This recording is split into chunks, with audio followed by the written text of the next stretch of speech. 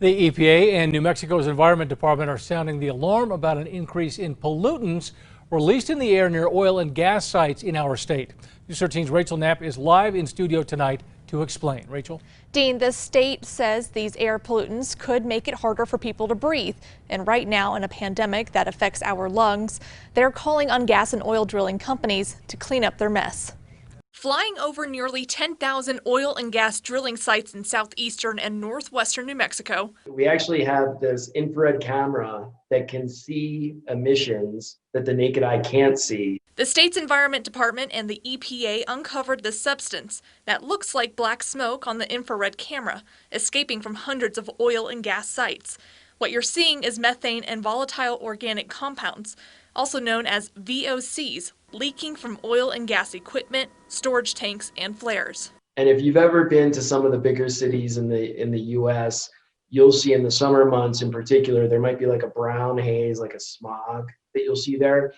Those VOCs contribute to smog, which then in turn cause things like asthma and pulmonary hardships on people. The leaks have environmental regulators concerned. So when you look at the aggregation of COVID and oil and gas emissions contributing to ozone, that all affects our basic ability to breathe.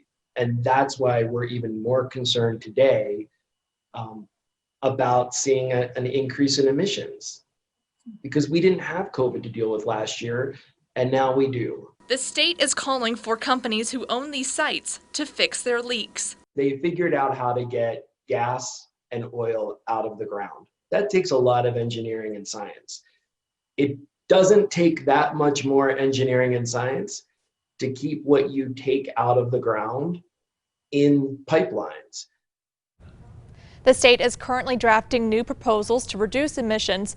The New Mexico Oil and Gas Association tell us they support the effort and will work with the state to reduce emissions. Dean.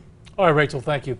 The leaks in the Permian Basin alone have increased by 250% in just 1 year.